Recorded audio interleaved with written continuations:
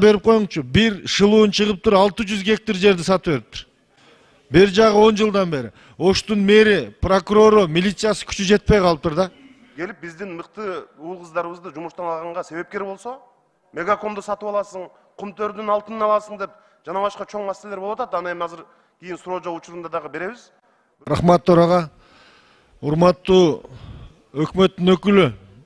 Өзгөндө Жалпакташ деген айыл өкмөттө бир мектеп бар да. Ошол жерде Жалпакташ айыл өкмөтүнө Курбуташта сел жүрүп, көчкү жүрүп ошол жердин мектебинин статусу алынбай жатат. Айылдын статусу алынбай жатат. Министрлер уже укпай калыптыр. Айда Камчыбеков ага сиз да билесиз, маалымат беришиптир.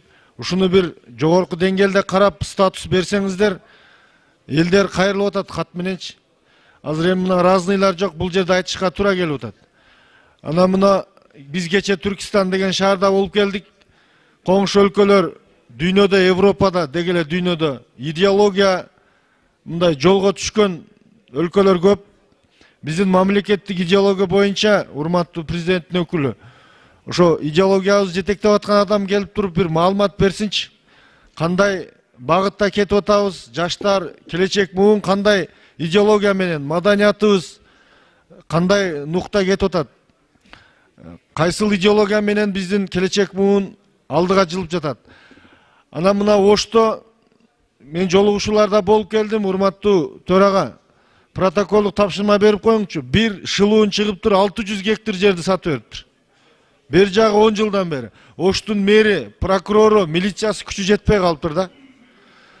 Бул боорлордон бери ушул суунун тегеректерин бүт баарын сатып бүтүптүр. Төлөкөндө жер трансформация болбой, бүгүн жер талаш, чек талаш. Ошон үчүн бул маселени мына өкмөттүн деңгээлине чечип бериш керек деп эсептейм. Рахмат. Урматтуу Анарбек Баратович, менимче сиз президентке айтышыңыз керек. Биз улуттук банкты талкалап алуу коркунучунда турабыз. Мына азыр эл аралык абдан абройлуу каржы институттары дагы Абдыгуловдун кетишине өздөрүнүн кабатырлануусун билдирип атышат. Анткени чын эле ал кишини билесиз, дүйнөлүк банкта жана башка чоң ири каржы институттарында өзү иштеген, мындай абдан жакшы бир тил табышып иштеп келаткан адам эле да. Анан билесиңер, буга чейин жанагы бир убактарда Лиглас деген бир чет өлкөлүк шылуундар келип, биздин чаккан гэстерибизди дегеле ушул гэс тармагын колго алабыз деп акырындык менен кире башташканда, биз дагы алардын жанагындай жалганча экенин таап чыккандан кийин чоң мындай окуянын бети ачылганда, азыр дагы ошондой болуп, чет элдик лоббисттер жанагындай кылып келип биздин мыкты уул кыздарыбызды жумуштан алганга себепкер болсо, бул абдан туура эмес болот. Ошондуктан менимче азыр коомчулуктун пикирин, депутаттардын пикирин эске алып, Толкунбек Абдыгуловду кызматтан кетирбешибиз керек. Улуттук банкты чын эле талкалап алып, эртең сомдун куну асманга чыгып, бале баспасын.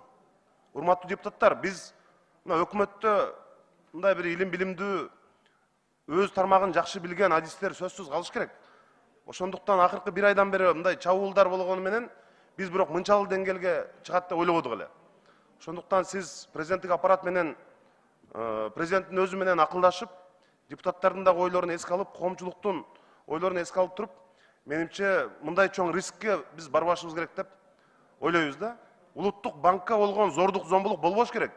Мегакомду сатып аласың, Кумтөрдүн алтынын аласың деп жана башка чоң маселелер болуп атат. Аны эми азыр кийин суроо жоо учурунда дагы беребиз. Бирок менин сунушум ушундай. Кетирбешибиз керек Абдыгуловду, суранышыбыз керек. Рахмат.